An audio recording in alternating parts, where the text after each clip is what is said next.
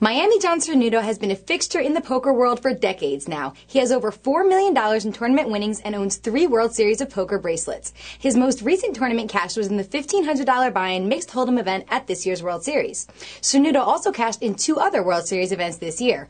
In his lifetime, he has cashed in 43 World Series tournaments for a total of over $1.3 million. He has made 3 appearances at WPT final tables, but has yet to clinch a title. Currently, Cernuto is 230th in the Cardplayer Player of the Year race. First of all, why do they call you Miami Jon Cernuto when you are from New Jersey? It's a good question. Well, when I was born in Jersey, we moved to Miami when I was 11 years old. Okay. And they never called me Miami John down then at that time either. But when I went out to Las Vegas... When did you first come out to Vegas? I came out in '82.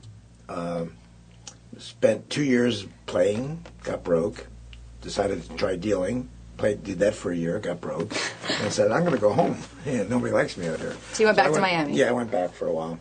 Actually, I went to Daytona Beach. I worked for the police department. I was a dispatcher.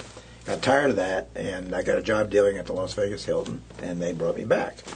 I said, great. Try so it one more back time? in action, yeah. And my whole scheme was, deal for $100 worth of tips and try to get myself back into action. And I built my bankroll up slowly, and came along. But I was still playing tournaments, and I was doing okay, but still never winning any really big major ones, Yeah. So Amarillo Slim had a tournament at Caesar's Palace back in 1987 or 88, and it's called the Super Bowl of Poker. And I entered the tournament as Miami John. I kind of coined it myself because there were other players like Amarillo Slim who had nicknames after cities, and I thought I'd try Miami since I was from Miami. I didn't try Jersey John. Somebody else already had that anyway. Oh, okay. That makes sense. Right. So then that particular day, every hand that I made, whether I had it to begin with or I represented it, I had it to end with. The cards always just kept coming my way. Yeah. If I raised with an ace, I would make aces on the river, and it looked like I had the nuts all day long. And I went from start to finish, and I lost one pot. Wire to wire? Wire to wire. And no deal, no nothing, just felt so good. And I said, well, I guess I got to kind of keep this name Miami since, I Obviously, used it one time. it's good luck. Boom, all the way to the top, never lost a hand. So I said, I'm going to keep this name, and I've been with Miami John ever since. It's kind of, not that I'm superstitious, but it's kind of been lucky for me. So If it ain't broke, don't fix it. Yeah. So how did you start playing poker? I started playing poker being an Italian boy born and partially raised in New Jersey. We had games with Grandma. Her favorite was 7-card stud, 10s are wild. That was her favorite number.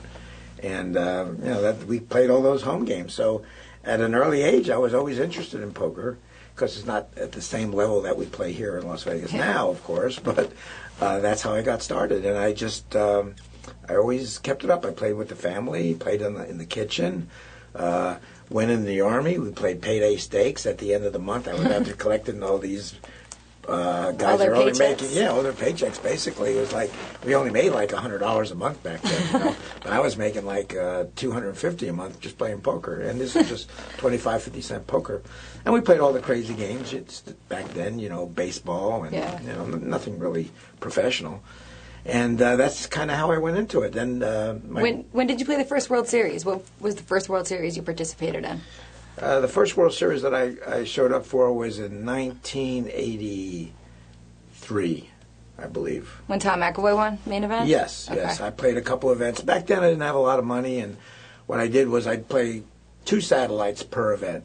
And I said, well, if it's going to be my day, I'm going to win a satellite and get in and win the tournament. I'm just going to run it. If it's not going to be my day, I can't even beat 9 people. How are you going to beat 150 people, So I, just kind of a low-limit budget, and that's how I did it.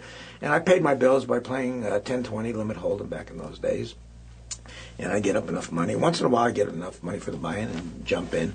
But if they had, like, say, 25 events for the World Series, I might have played in 4 or 5 of them, So my earlier record, I didn't play that much, so I didn't score that much, My first score came in, I think, sometime around at 84. It was called a non-professional no-limit hold'em, and I guess I was non-professional. I did play for a living, but I wasn't that good of a no-limit hold'em player, and I got 10th that year, which was still one out of the money.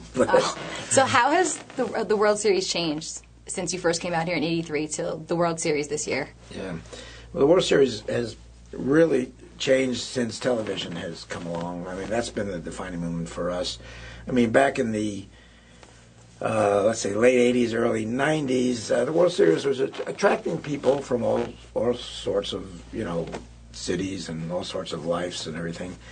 But until TV came along, put the cards on the camera, there really wasn't much. I mean, when Jack Binion had the first $1 million guarantee, I think he had a stake 2 or 3 people to get the last up to, I think it was 100 players, or 200 players, I can't remember, just to get that number up. And ever since then, it's just got higher and higher. But we were only playing with just a couple hundred players when I was really starting to play every year. In the beginning, I didn't do it; it was too much money for me. But then, towards the late '80s and early '90s, I was starting to be a regular customer, annual customer. And then when TV came along, we just got a lot of fresh money into the tournaments. And now, instead of going and face 200 of the best, you get 8,000 of the worst. With the 200. Which do you prefer? I prefer a middle of the road. I'd like to see it level off somewhere around 2,500, 3,000, like when Moneymaker won. That's just about right because there's plenty of money to win, and you don't have to dodge a million bullets. There's still a lot of people, but still, I would like to see it. And when I play a normal tournament, like say a WPT, I like the numbers that they get. They get usually somewhere between 300 and 500, and I'm comfortable with that number. That's kind of what I look for. So you've had so much poker success in your career. What are you most proud of? Well, what I'm most proud of in poker is probably you have to go to the World Series of Poker and the bracelets. So Do you still have all 3 of your bracelets? I think so. I'm not sure. Last time I checked, I only found 2. So maybe my son borrowed one and I wanted to show off one night out of town. But just kidding. I do have 3 bracelets. I'm very, very proud of that. And another thing that not too many people know of, nobody's really ever won 4 tournaments, but I have. And it's at the Legends of Poker in 1999, and there's about probably 25 to 26 events. And I was actually winner of 4 of the events. The last one, the 4th one, was an overall player when only 16 were allowed to play, but still you had to get enough points to qualify for that. And I did win 3 major tournaments in that particular year at the Legends of Poker. So winning 4 tournaments in a venue for a tournament like such as the Legends, which attracted all the top players, was quite an accomplishment. I'm pretty proud of that too. Yeah, that's impressive to win that many events in such a short time span. It was. So since 1989, you've cashed in almost 300 major tournaments. How do you stay so consistent? How do you seem to be a constant in the poker world while so many other players are in and out? They're winning, they're losing, they're gone. You've been around. How do you do it? Well, I have since actually, if you go back to the 82, 83 era, when I really started playing tournaments, we had a lot of small tournaments, and I've cashed in over 600 tournaments. That's well, there you go. About 300, but probably 190. Not all of them are majors. Yeah.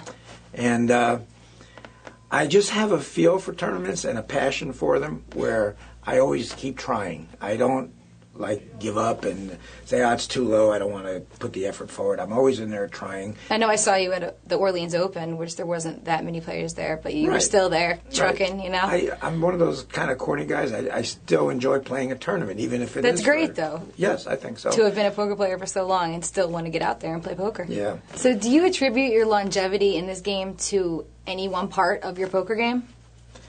Well, my longevity in poker is due to the fact that most good poker players learn from their mistakes.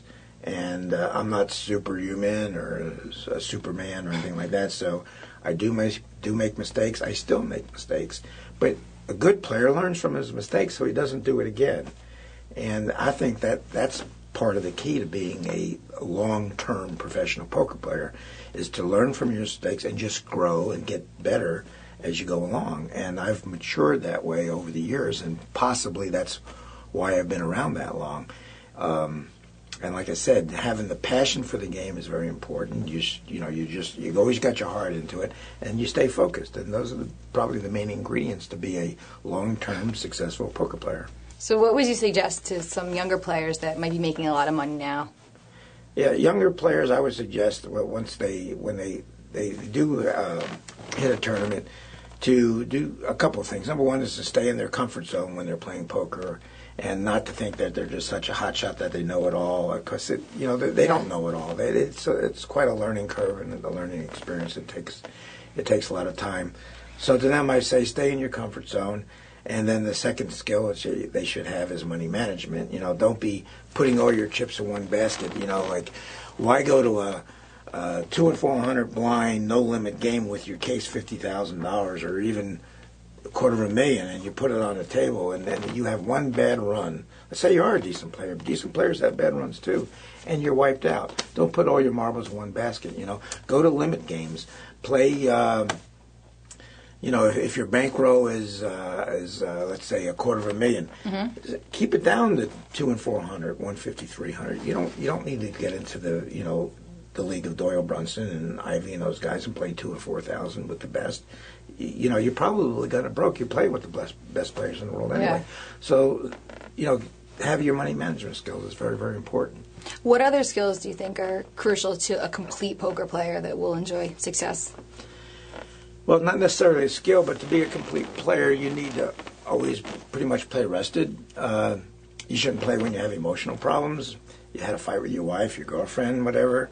You think, well, I can go in there and handle that. I can still play my game. But you'd be surprised how easy it is to get off your game.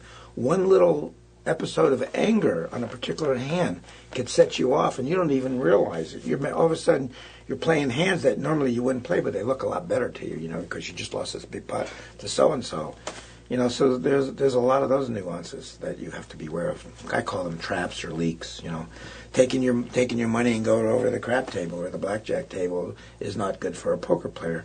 Your skills should stay in poker. Maintain your skills in poker. Why give the house an edge? Yeah, the house already has the edge.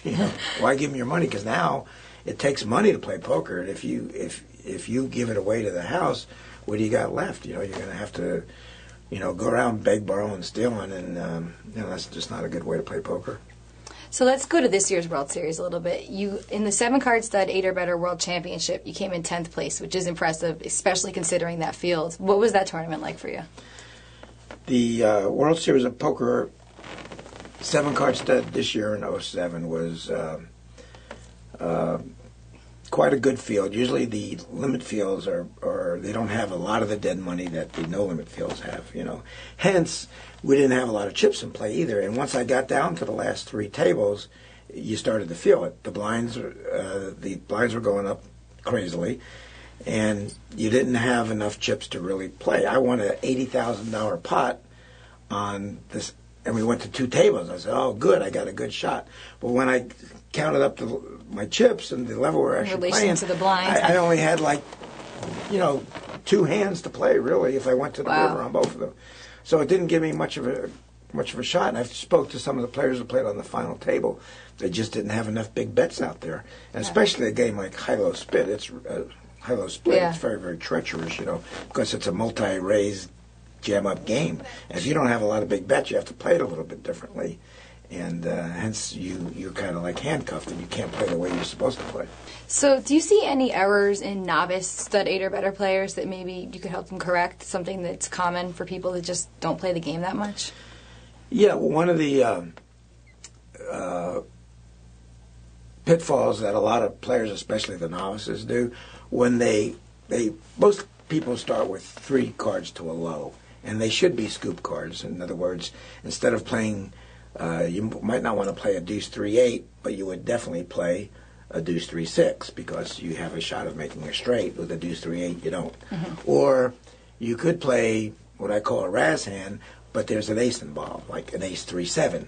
So you could play that low hand, and hopefully you'll make aces down the line and scoop high and low. That would be the thing. But what a lot of these players do, which is a big mistake, is they bust off on the low on 4th Street by catching a 9 through a king.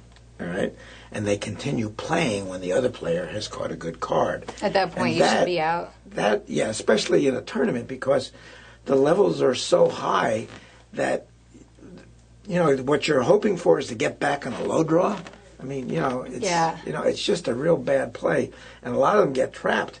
And some of them will break out. They think they got lucky and they break out into open jacks, But what they're up against is either a rolled-up hand or pocket aces or something like that. And then they get punished even more by making two pair and paying off the aces up or the three of a kind, you know. So when you bust off the hand, you know, stick to the plan. You didn't catch a scoop card, get out. A lot of them don't get out. So what would you say is the best strategy for success in stud 8 or better? Well, the best strategy for success in stud 8 or better would have to be always playing starting hands that have scoop potential, which I already told you. That's the best strategy. There is a particular play that I like to use, but it only works against really good stud high-low split players, and that's what I call a misdirection play. As you know, in professional football, a misdirection play is when the line makes the opposing linebackers think that the play's going to the right, and they kind of lean, but really the play goes to the left. It kind of keeps them off balance and keeps them guessing, and that's what you want to do in stud high-low split. I won a hand one time where it got me from the second table to the final table with good chips, and it was off a very, very good player. And when I had broke into 3 low cards and I had raised with an ace, I had re-raised the guy with a 10, and this good player came with like a deuce 3-4 or a 3-4-5. Well, he broke out into a raggedy 7-8, and my board was like 4 to a flush and a 7-5 made already. And since I looked high from the beginning, most high hands check to the low hands. So I checked the hand. Now I do risk the fact that he may take a free card, but I'll gain so much more if I fool him, if I misdirect him to think that, oh, John's got a pair of aces, my low is good. He still might not bet. If he's smart enough, he won't bet. But in this particular hand, he decided to check.